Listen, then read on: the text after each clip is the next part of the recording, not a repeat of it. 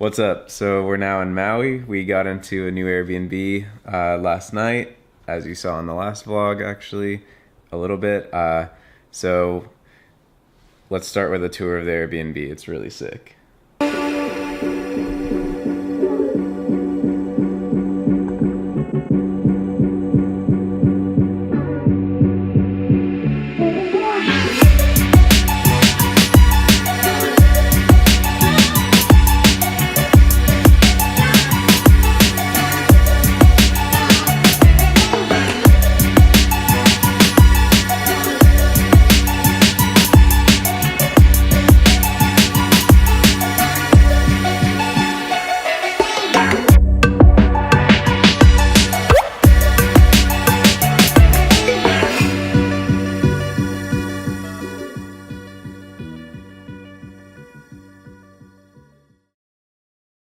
Yeah. How to get in.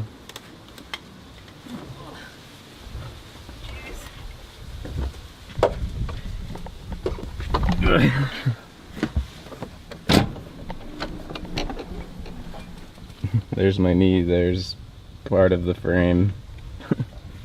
One super funny thing about this car is it has like an engine start button after you put the key in, but it'll actually allow you to do it in gear, which means it would just like instantly stall, which is pretty funny. Usually there's like some sort of computer to protect against that. Wait, oh right, oh yeah, and there's the lockout. It's like some British, like the British lockout thing. The little light.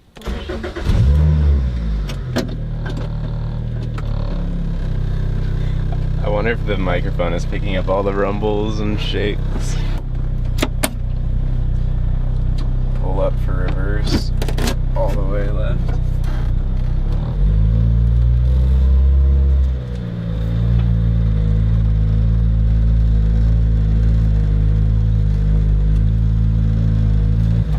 Time for coffee.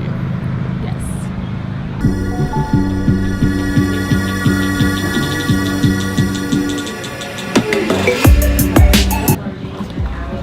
What did you get?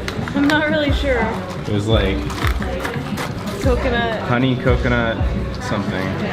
And they even had bulletproof coffee. I feel like all we've shown today so far is like coffee and food. That's life. Now we're having some salads, kombucha, and chickens are here. So now we're gonna take the Lotus up to the hills, hopefully find some nice roads, maybe some nice viewpoints, get some pictures. As you guys know, I just really like cars, so I'm excited to see how this thing handles up there. And what car do you guys think I should get next? I really want to get one of the gated manual cars before they're a thing in the past. It's like, if you don't know what that is, it's like the manual transmission cars that they have like slots for where the shifter goes. And like basically the only options are Audi R8, Lamborghini Gallardo, and Ferrari 360. The 430 they have it too, but it'd be too expensive because they're rare. So it's really 360, R8, or Gallardo. What do you guys think? All right, so we are driving up Haleakala, and this is a much better shot to take a look at the Lotus. I guess I should mention in this video, in case you didn't watch the last one, we're just traveling right now in Maui. This is a rental, I don't own this car. But yeah, it's pretty fun to have for a few days, and let's see it.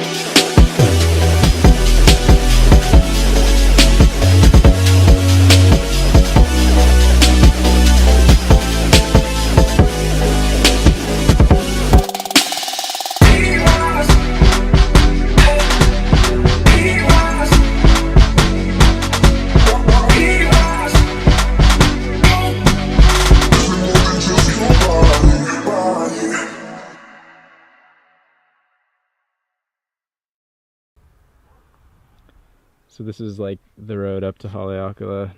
Not all the way there, but pretty close, I think. Or no, maybe not even that close. But it's up there in the clouds.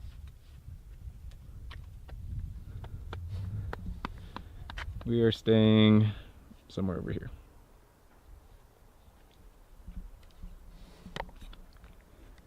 So for today's random business rant, I kind of want to ask you guys a question.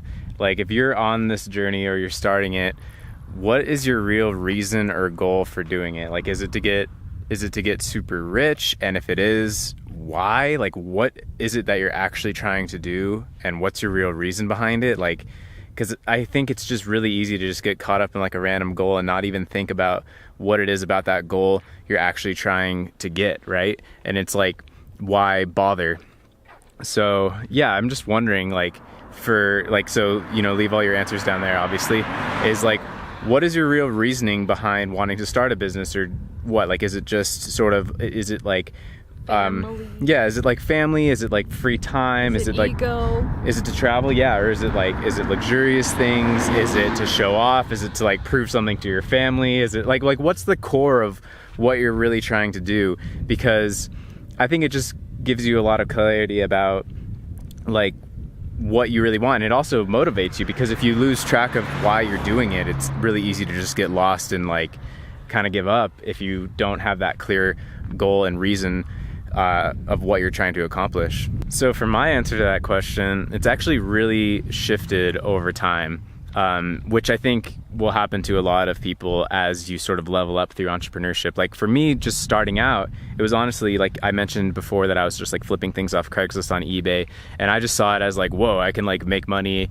Like I can make $100 in like, you know, 10 minutes of work occasionally. And it's just like, and then I would do that like after working all day at like a crappy job, not making much at all, and just thinking like, wow, like this is a weird trade-off of time versus money compared to like a normal job. And that's where I just started thinking like, I need to just replace a job. And then I just had goals like, oh, I just want to make 100K a year. Like I thought that was like the thing. And I'll probably make another video about why I think like 100K a year is like the worst goal you can have. I just really feel strongly about like not having that as a goal. But yeah, so that was my goal for a while, was just to like replace the job. You know, I just wanted financial freedom on a low level. Like I wanted to not, like we would always joke like about like adding avocado for like $1 or $2 and just being like, oh, should I do it? Or like, or should we get a drink, or should we just have water or something? I don't know, like stuff like that. As I just didn't want to feel that ever. And that was really my first goal, was just to get to that point where I wouldn't have to worry about those small things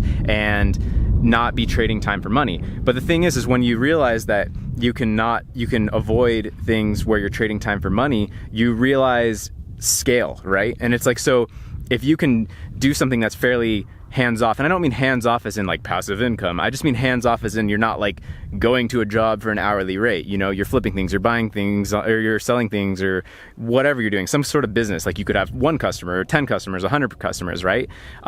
So then it's like, you know, if you can make $100 a day, why can't you make $1,000 a day? Just do the same thing times 10, or another times 10, make, you know, 10,000 a day, or I mean, there's people that make 100,000 a day or whatever.